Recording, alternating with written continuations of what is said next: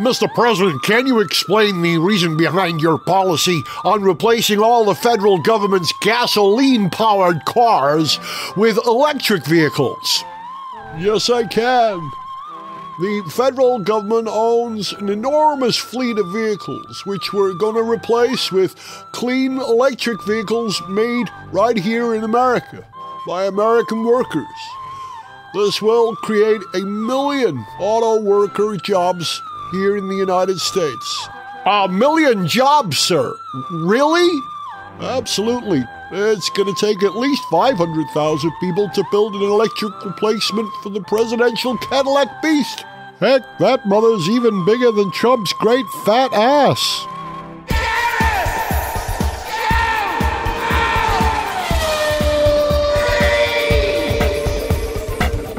Hello, welcome to Gareth Jones on Speed. She's Sarah. Hello. He's Zog. Hello. I'm Gareth. Sarah, how are you doing? You been busy? Yes, I have been busy, thankfully. So I've had quite a bit of work on during this third lockdown, so that's keeping me out of trouble. It is Australia Day today. Oh, yes, so it is. Congratulations. Yeah. Have a bonza day, sport. Yeah, I know. Happy birthday, Australia. I was homesick during Christmas and New Year, but I'm okay now. I'm so used to seeing, sunshine, glamorous beaches, jet skis and boats all through my social media while I'm here in the UK, trapped in my flat. Don't worry, Sarah. Eventually we will all get jabs and we will all be able to do what we want to do. And I will join you in Australia because it's a fab place. It really is. Right, let's go. Zoggy, how are you doing? You been busy? What have you been up to? I haven't been busy enough, to be honest, or I've been too busy with idle distractions and pursuits rather than genuinely productive stuff. A couple of good little projects on the go which aren't really relevant to the show, so I won't talk about that. But yeah, work's been thin on the ground, to be honest. I was spending too much time playing Call of Duty and online poker and pottering around doing other stuff. Well, if anyone listening to this show is able to offer a fine journalist and a remarkable videographer, Zog, some work, and editor, you know where to get us. Videographer, editor, writer, everything, mate, everything. One-man production team. Let's talk about motorsport, because that's what we like to think about when we're not working, and when we're working, some of us, in fact all of us. A new motorsport series actually got me genuinely excited in the last few weeks. I'm talking about Extreme E. Maybe it's because I've been doing some radio-controlled car stuff, and the cars that are in Extreme E are not unlike the buggies I've been driving in my local park, but I'm actually more interested in Extreme E than I am in Formula E. Zog, are you the same? Does Extreme E tickle your trousers? Okay, it's very interesting that you describe your feelings about it that way, because that's exactly what I've been feeling recently. Really? Yeah, it's a couple of things. First of all, the driver lineup, because particularly with the new announcements for some of the teams, we're going to have in the same series this year some up-and-coming racers like Jamie Chadwick, with current stars including Sebastian Loeb, racing against Jenson Button and Carlos Sainz Sr. Oh, yes. Yeah, that's really cool, having Carlos Sainz Sr. I mean, bring it on. I am really, really stoked to see that combination of talent. And you referenced and compared to Formula E there. And one of the things that has me really excited about Extreme E is that it seems like I think it has a real chance of addressing this big question of how motorsport evolves in the new era of sustainability and moving away from fossil fuels in a way that is exciting, really grabs our attention. Formula E for me was a bit of a damp squib. I tried to get into it, but I never found myself being really engaged. I went to one or two events and they were very well-run events. They were good events to attend. But the excitement in the racing for me wasn't really there, and I didn't find myself watching many of the races on TV. Extreme E, I think in doing what they're doing and having this slightly different kind of electric off-road formula, it's a little bit different. It seems to me to have a bit more of a buzz around it. There are some big names backing teams as well. Nico Rosberg, Lewis Hamilton has a team. Jenson Button is an owner as well as a driver. Yeah, I'm genuinely excited to see how this is going to unfold. I can't wait for it to start. Sarah, do you feel the same? Yeah, absolutely. I'm really excited. They are targeting sort of parts of the world that have been affected by global warming. So they're using it as a way to raise awareness too. So not only for me is the driver lineup exciting, but I quite like the idea that they're traveling around the world to all these extreme places to sort of be environmentally friendly. It's electric cars. They're off-road cars, and so the parts of the world that they're going to will be Arctic, desert, rainforest, glacier, parts of the coast. So I think, for example, Brazil's Amazon region, Greenland, which is really exciting, and I think the visuals will just be fantastic. And then to see these off-road cars sort of get through the terrain will be really cool. So it'll look amazing. The competition will be amazing. I think it's 16-mile races, so a male driver does 16 miles, and then a female driver does 16 miles. So I don't think the race is very long. But I think they're even shorter than you realise. It's 16 kilometres rather than 16 miles. Oh, kilometres. There you go. Yeah. So, my bad. Yeah. Close enough for rock and roll. You were 62% right. I was. The appeal for me, I think you nailed it, Sarah. You said about the dramatic backdrops. The idea of racing in Greenland is really quite intriguing. The cars themselves, which are sort of rally raid buggies, bespoke buggies designed for the Formula by Spark, the people who build the Formula E cars, this time have come up with something that looks a bit more purposeful. I think the Formula E car looks great until it starts moving, then it doesn't look particularly dramatic. I think the Extreme E car looks dramatic when it's standing still, and with all that suspension travel when it's bouncing around on rough terrain is actually going to look exciting. And this is the key, because Formula E cars aren't going that fast. They're on small, constrained circuits, and we understand why, but that limits the spectacle of the racing. So the idea of these cars, that they're called the Odyssey 21E SUV, good name actually, I think they're going to be fantastic. I already want a radio controlled model of one. I think they'll adapt to RC cars particularly well. There are lots of really good plus points to Extreme E, but there's one element to it that I'm a little suspicious about. It's a little greenwashy. Now, so absolutely, motorsport must move over to non-internal combustion engine cars, and this is a great way of doing it. But I'm not sure that travelling all these cars all over the world, albeit on a ship rather than an aircraft, to highlight this issue is the correct way of doing it. I sense a little bit of greenwash. It's an interesting question whether the best way to highlight the threat to precious wilderness areas of the planet is to drive all over them in fancy SUVs. Now,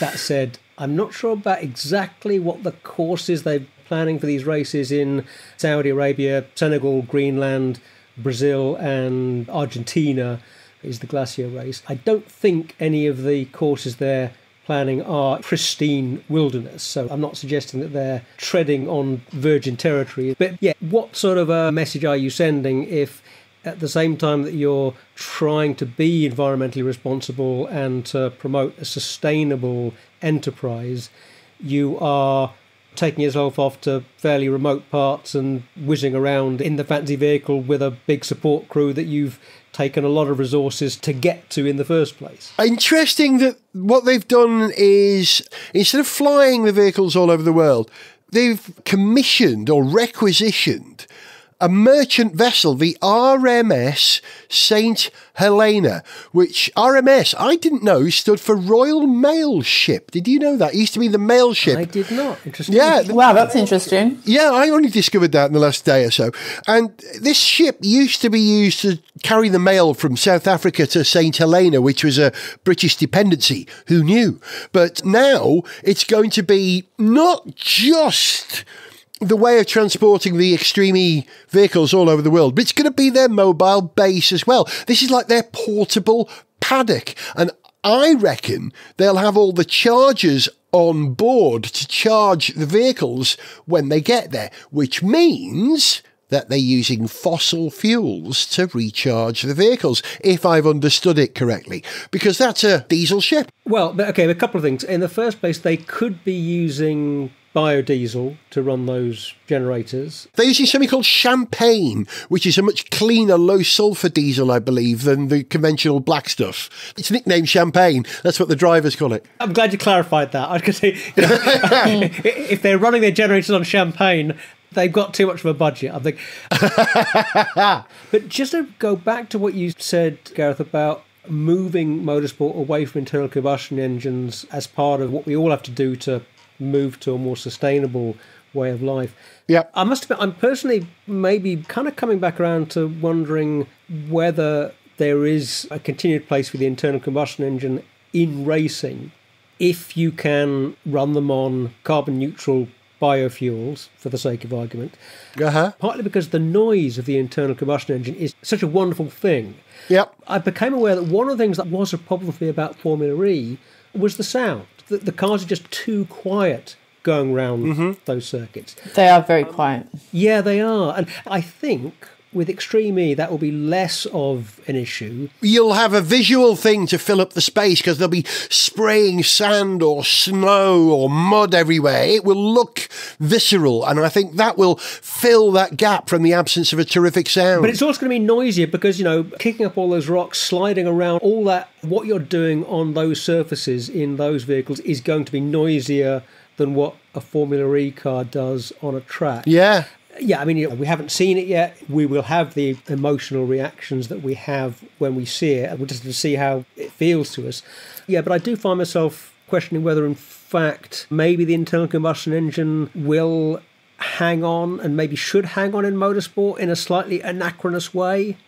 Maybe. Because at the same time that motorsport does prove technology for the road and is often a way of testing technology and as a technology demonstrator for companies, also a lot of what is designed for racing is just for the sake of racing. It's just for those vehicles in those circumstances. It's not necessarily massively road relevant. There is a mixture there. So yeah, that's my thought. Fair point. The car will be, in theory, twice as dramatic as a Formula E car because it's got twice the running gear of the Formula E cars. The cars are four-wheel drive. It's got two of the battery packs. We'll come back to the future of motorsport and the internal combustion engine car a little bit later, but let's just pop back to the Extreme E race weekend. I've been looking into it and trying to work out how it's going to play out. There are 8 teams, 2 drivers for each car, 1 male, 1 female. I think there's, sorry, Gareth, I think there's actually 10 teams I read today. Is that right? Yeah, well, Jenson Button's now got his team entered, so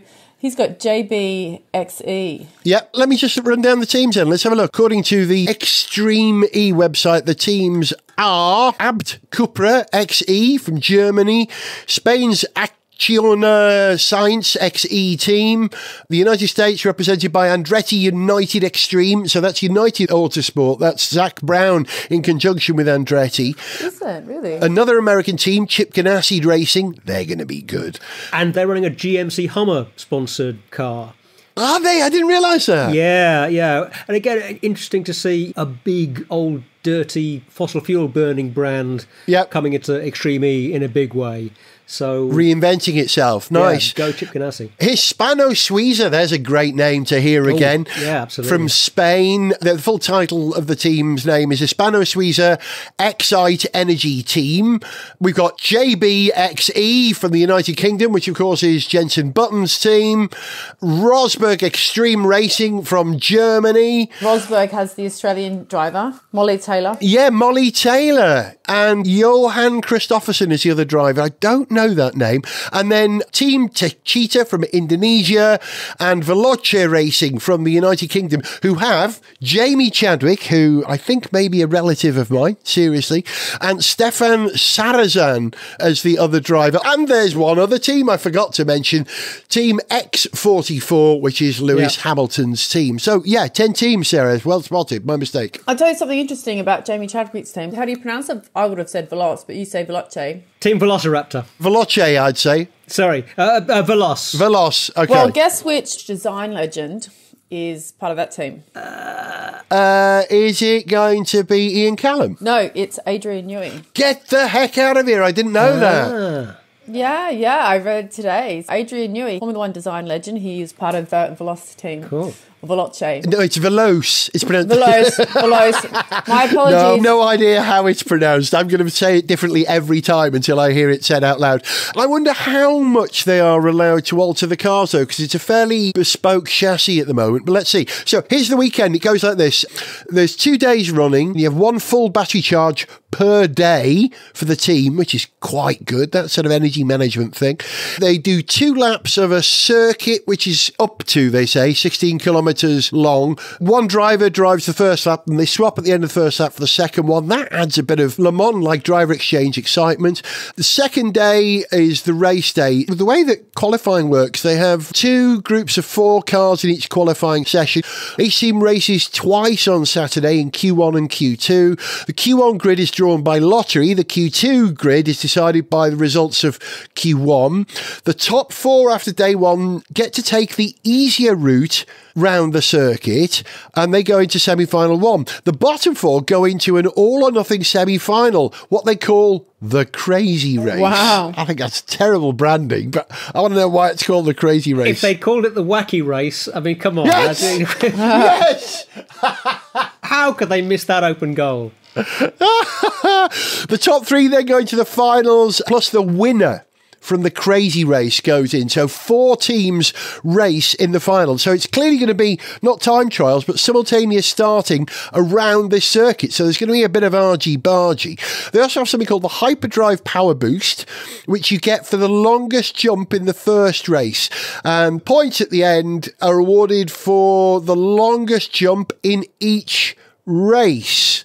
It's an interesting weekend. I can't wait to see the first race, which is in April the 3rd and 4th, I think. It's still a couple of months away. That's right. Yeah. I hope they make it with all these travel restrictions. Yeah. But I did see, if you want to watch it at home, it will be on the BBC, the red button. I didn't know that, Sarah. That's great information. Yeah, the BBC are hosting it. Brilliant. Yeah, Saudi Arabia, April 3rd, 4th. Yeah, I'll be tuning in. Hands up if you are looking forward to this. I've got my hands up. I know you can't see it. My hands Sarah, up. Zog, yeah. Hands up. And I'm sure you guys listening at home as well. We'll see you for Extreme E. Ian Warhurst, as the present owner of the Bloodhound LSR project, I'm sure I speak for a great many people when I say I wasn't surprised to see that the entire project is up for sale again. Oh, yes, well, it is a very expensive project to maintain. Last time it was for sale, nobody seemed to want to buy it.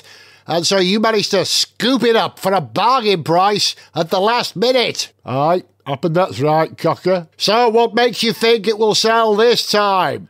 Oh, it'll sell easy this time. I've got a clever strategy. I've put it on eBay and listed it as a barn find. Gareth Jones on speed! Actually, while we're on the subject of eBay, here's a Gareth Jones on Speed song for you, specially written about the potential dangers of buying cars on eBay, and I mean model cars, when slightly, perhaps, drunk. And it's performed loosely in the style of Blur. Of an evening, I enjoy a large glass of wine and the opportunity to purchase items from the world's biggest marketplace. I find that this action gives me a tremendous sense of well-being. When I was a boy, I had posters on my walls and racing cars and football and Grand Prix was my thing. I didn't care for goal scorers, I liked drivers. And my favourite toy, it was unbeatable before I was a voter. I would be made up if it was a vehicle and it had a motor. Now that I'm grown up, that passion's not gone stale.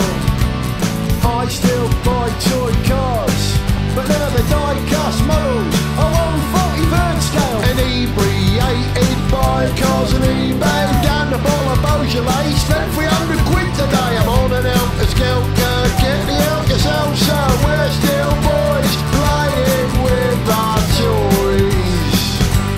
My toys.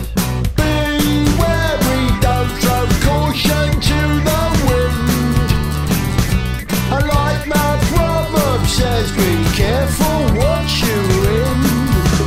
When you're smashed and on the net, you've got to play it careful.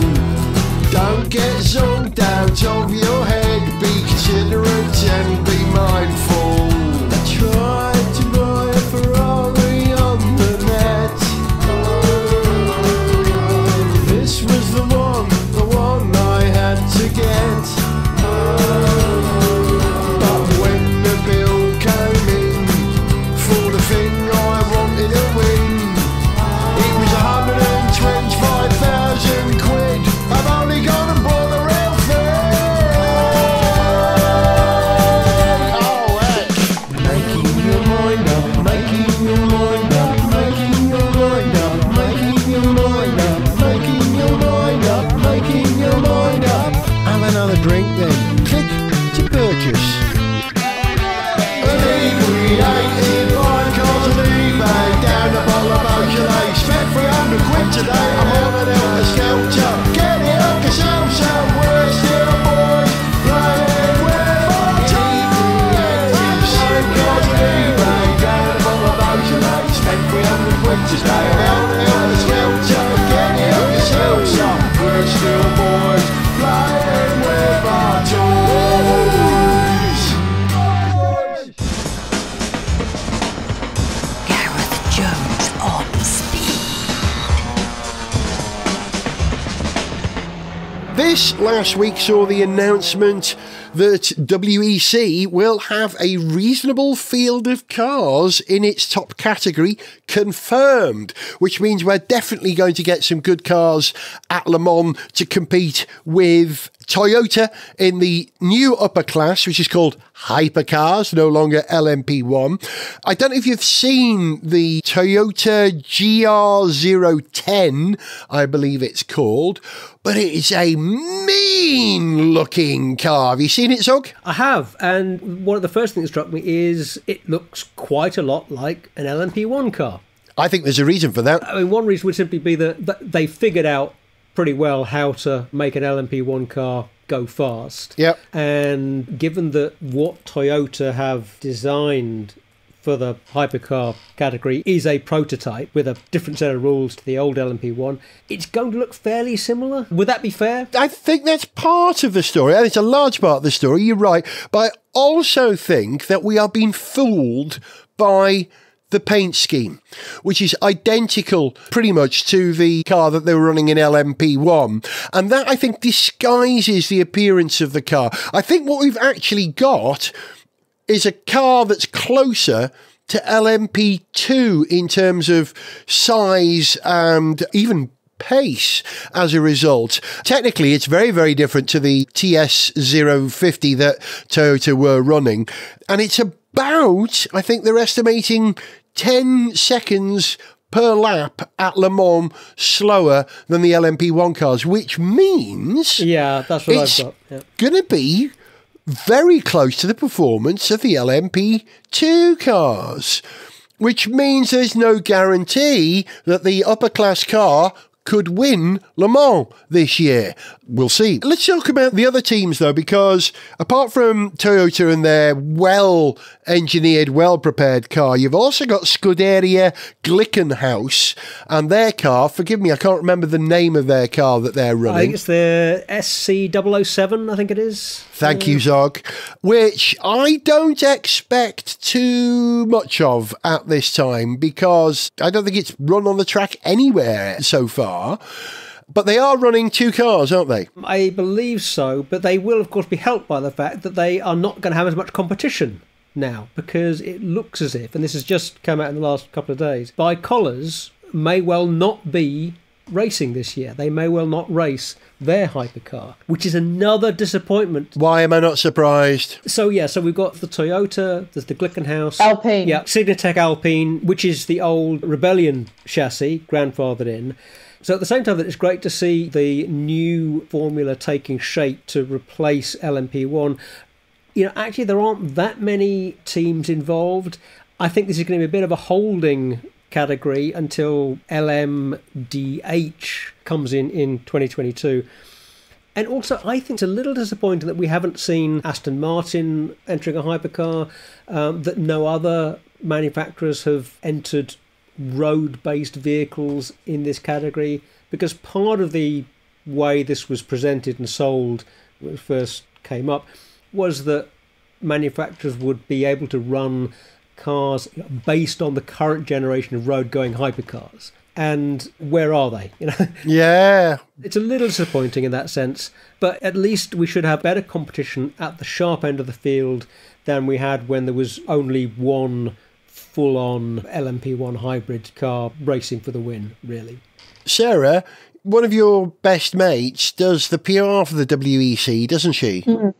Yeah, my friend Rachel. Have you had a conversation with Rachel? I'm guessing she's going to have an awful lot of work to do to reintroduce this whole new category to the WEC. Have you had a chat about it at all? I haven't had a huge chat to her about it, but I know she's very busy. I know she's very much looking to the new season because last season was so disrupted. There wasn't enough races to get around to. But I know that she's very much looking forward to it. But what I'm also looking forward to is that there's actually 6 full-time female entrants this year. And that's a record number of women to compete in an FIA World Championship. So Richard Mille Racing's number 1 car will be driven by the female team, which is not in the hypercars. But the hypercar, that looks and sounds amazing. I'm just having a look at the picture of the hypercar now. Oh, yeah, they look great. They look fantastic. Yeah. That Kickenhouse looks wonderful. I'm interested in the Alpine entrance. First of all, make up your mind, Alpine, because they're talking about they're going to be in Formula One this year. They're running in the WEC with a grandfathered, like she said, Zog, Rebellion chassis. Now, by grandfathered, what does that mean? That they've got to get Mario Andretti to drive it? He's a grandfather who's a racer. And also, Alpine have announced a deal with Lotus to explore synergies, and with the possibility of Alpine and Lotus combining to enter Formula E as a race team.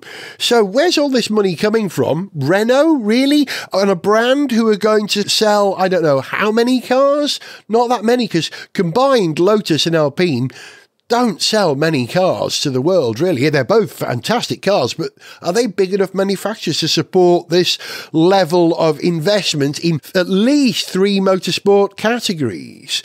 Also, one other thing, if Alpine are running a Rebellion grandfather chassis in the WEC, does that mean by the time we get to Le Mans, if the ACO deem that there aren't enough entrants in the upper category, they're going to allow, let's say, Bicolis to re-enter with a grandfathered version of their dreadful Bicolis chassis from last year?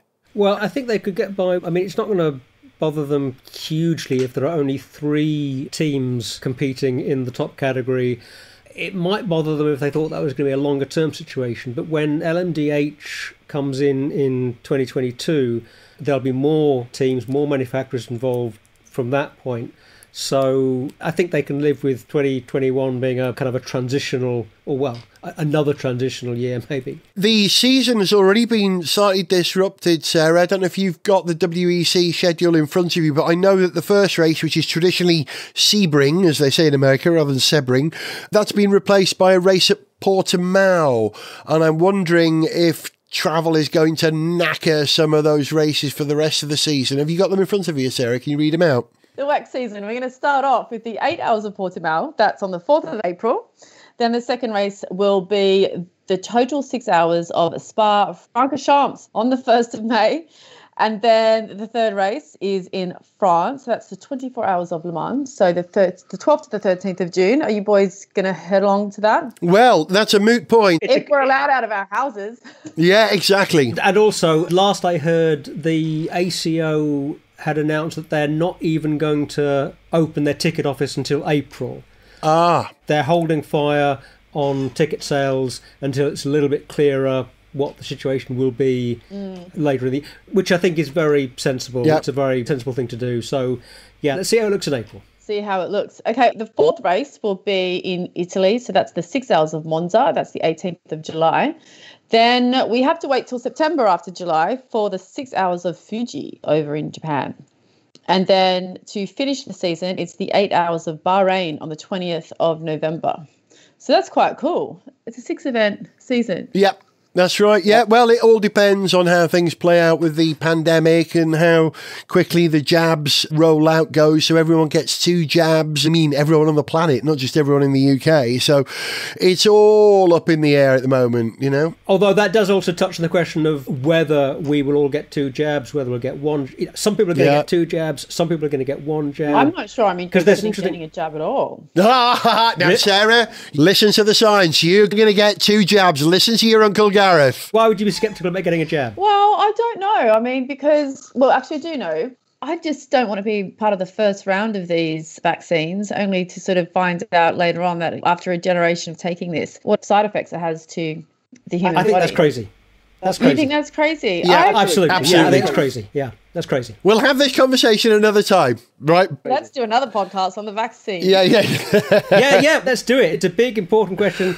I'm just not sure. I mean, we can discuss it. That's extremely bad risk assessment. Is it? Well, in my opinion. I'm not going to do the Great Evasion until I actually... Sarah, yes. I'm going to kill this now because we've got to talk about cars, but I'm just going to put it this way. You are far more at risk from not having a jab than you are from having a fairly limited tested jab. And this jab has been very well tested. Let's move on. Now, let's talk about Formula One in the time that we've got left, because the WEC will find out how that plays out depending on how the pandemic plays out. And the same can be applied to Formula One. There have already been changes to the Formula One calendar. Sarah, already the first race in Melbourne's been postponed, hasn't it, or rescheduled? That's been rescheduled to November. So there's already people going around asking what the weather's like in November. And I'm telling you, the weather in November will be better than March. So you do have that to look forward to. That's interesting. I hadn't thought of the weather. It'll be around the same. You'll be going into summer. In November, it's spring. It's not after summer, it's before summer. So November usually be quite hot, as it's sort of the month just before December, which is summer at home. So you might get some really nice, really, really beautiful days. So that's promising. But the question is... And in any case, it's going to be much sunnier and warmer than, let's say, London in November. So if that's your point of comparison, yeah, it's going to be a super sunny, super lovely weekend. Let's just talk about how it's going to play out this season, because we'll have a slightly different car.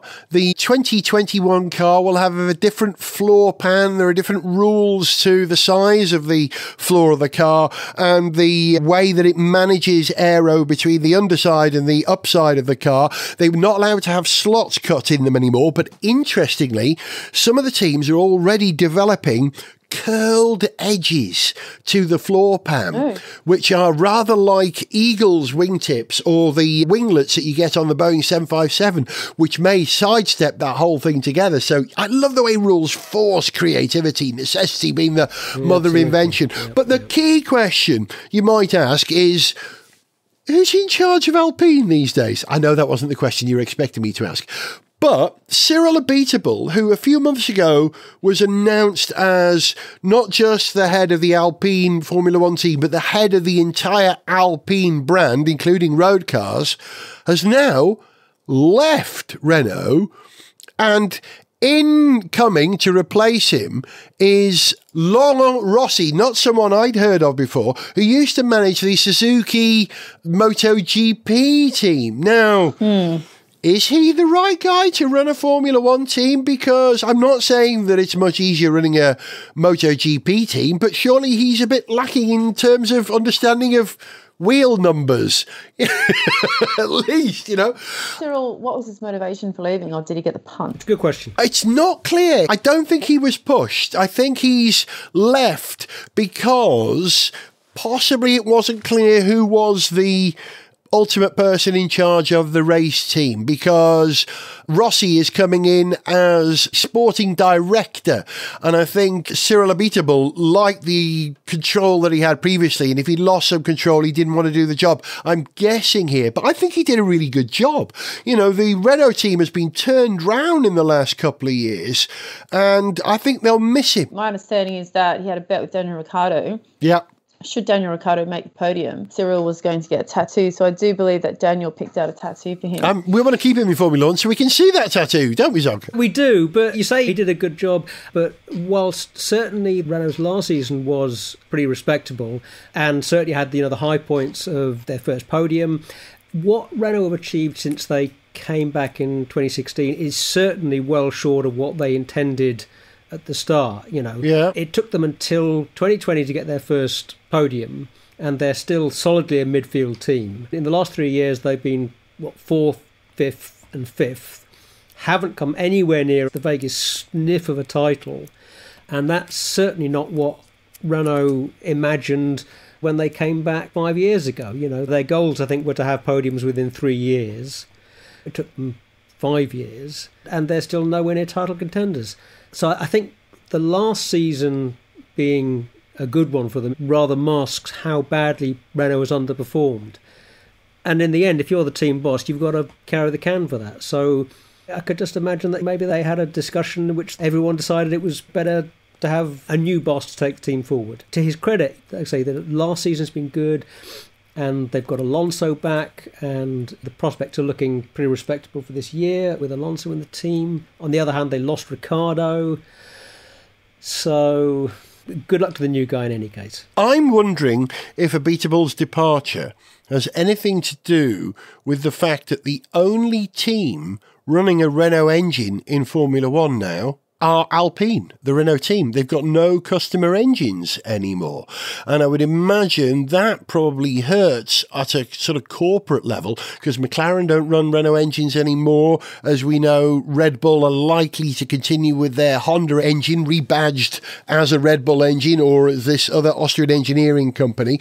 There's an awful lot that goes on behind the scenes in Formula 1 politically that we have no grasp of. Which brings me to the moot point. Now, by the time you're listening to this program, the gap between us recording this and you listening to it, a lot could happen in terms of Lewis Hamilton, because Sir Lewis Hamilton. Oh, good point, Zog. Has he been knighted yet? He has been knighted, yeah. Has he had the ceremony yet? Has it actually happened? I don't think so, but he was on the last list. Okay, so we don't have to call him Sir yet until the Queen has done the whole thing, I'm guessing. No, I mean, he would put that all over his social media. Yeah, it would have been everywhere, wouldn't it? Yeah, it would have been blessed, totally blessed. He was definitely on the last list. It's coming. But at the point of recording, Lewis still hasn't got a contract with Mercedes. Now, in the 5 minutes we've got left in this programme, do you think he's going to sign, Sarah? Do you reckon this is gamesmanship, or what do you think's going on? Any ideas? I think they're doing some last-minute negotiations, because to start with, every driver is replaceable, but everybody sort of has been secured in all the other teams. And I don't think he's somebody that is willing to or wants to quit anytime soon. So my understanding is that they must just trying to negotiate some sort of deal, and either he's asking for too much, which is perhaps more than likely the case. I'm not exactly sure, but I mean, that's my gut feeling, and that's, I suppose, what a lot of people would jump to the conclusion of. But what do you think? Yeah, I think it's all about money, and it's also about control over his personal PR and sponsors. I think Lewis wants a bit more of a slice of that cake as well, and he thinks he's in a very, very, very, very, very, very strong negotiating position because of his success, but also the Mercedes team, which aren't strictly the entirely Mercedes team these days, because now Toto Wolff has a greater share and Ineos have a share. We should be referring to it under a different name, in my opinion. But I also think that team has got a very strong negotiating position, because they know if Lewis wants to break records and beat Schumacher's record of going for an 8th World Championship, the only team that could give him that chance is the team from Brackley. Yeah, I mean, look, Lewis doesn't want to go anywhere else. Mercedes doesn't want him to go anywhere else. They're negotiating over, I assume, kind of pretty much fiddling small detail. Fiddling small detail that will keep lawyers busy. I think Toto Wolff had referred to some curveballs thrown into the negotiations, but there was no suggestion that either party wanted to go in another direction. So they're going to make a deal. They're just tidying up the loose ends. And because neither of them wants to go any other way, in a sense, there's no great urgency in tying it up, I guess. Yeah. Do you know what I mean? It's not as if Mercedes are nervous that Lewis is going to walk away at the last minute, and Lewis isn't nervous that Mercedes are going to say, oh, well, actually, we're going to go with George Russell instead. at the last minute. Neither of those things is going to happen. Yeah, but the interesting thing is that if they fail to give enough ground for Lewis to what he wants on the contract, Mercedes absolutely have that banker of pulling George in if they need to, which is why it's dragging out, I think. Yeah. That's the main reason. Yeah, well, we'll have plenty of time to talk about the build-up to the Formula One season because it's still some time away. We won't discuss it on this programme at the moment, but if I were to ask you three now, just to sum up what we've discussed on this programme today, of the three seasons that we've discussed, Extreme E, WEC and Formula One, which one of those three are you most excited about and why? Sarah, I'll ask you first. Which one of those tickles you? Oh, I'm really excited about Extreme E. It's got so much going for it. It's not only sort of the rough terrains and the extreme locations and temperatures. Might I add, actually, they're taking around official scientists around each venue to see how they can help improve that area of the world with global warming and trying to help them environmentally. I read that today. So they're trying to do something positive for the environment, for the globe. They're males and females as part of each team, and that's a huge, wonderful inclusion in terms of diversity and really hammering home the fact that women are just as valuable in this sport as well. And they've got some big names behind it. So it's being endorsed by Rosberg, Hamilton, Jensen Button, Adrian Newey's involved, Carlos Sainz. I mean, it just sort of has everything. And now it's got this off-road car. And that'll be really interesting. I think off-road cars are really popular anyway on the road cars. So, yeah, for my mind, I think definitely Extreme E, although I will be checking out the Hypercars in the WEC season. Zoggy? Much as I'm stoked for Extreme E, and I really am, I can't wait to see the opener in Saudi Arabia. Formula One, I can't wait to see Alonso back, want to see how he goes. Ricciardo and Norris at McLaren, I think, are going to be a terrific duo. And I think, given how well they managed to do in 2020 under very difficult circumstances of pulling a good season together, I think, yeah, I'm looking forward to this year. It's going to be great. Interesting. I would say something similar, that, as always, I'm absolutely obsessed with Formula One. I'm slightly disappointed with the WEC. As much as I love Le Mans, the fact that there aren't more cars in the upper category slightly takes the edge away from me. But Extreme E, it doesn't pip Formula One for me in terms of potential excitement at the moment. But do you know what? The fact that I'm considering that as potentially more exciting than Formula One holds out great promise for that series. Go on, Sarah, what are you going to say? Well, I was just going to do one late surge. Is I tend to agree. I mean, nothing will take away from Formula One for me, but I am very excited for Extreme E. And the actual other driver that I'm quite interested to see how he goes is the new signing for Red Bull, so Sergio Perez. In Formula One, of course. I'm sure he'll be great. Yeah, so excited about that. Yeah, absolutely. Go Perez. But also, just getting back to WEC, it's a little bit disappointing the way GTE is going. You know, that's on a bit of a slide at the moment. And we've lost some manufacturers. Yeah, exactly. Lost manufacturers. That needs a bit of new life injecting into it, which it's not going to get this year by the looks of it. So, yeah, I'm looking forward to 2022 already. Well, it's funny you should mention injections. We're going to finish the show there, and now we're going to have a conversation with Sarah about injections. You've been listening to Gareth Jones on Speed. She was Sarah. Goodbye. He was Zog. Goodbye. And I was Gareth. To send us an email, see pictures, get song lyrics, join our Facebook fan site, follow us on Twitter, or to find out about sponsorship opportunities, go to garethjones.tv. Gareth Jones on Speed is made in London by Whiz Bang. Gareth Jones on Speed!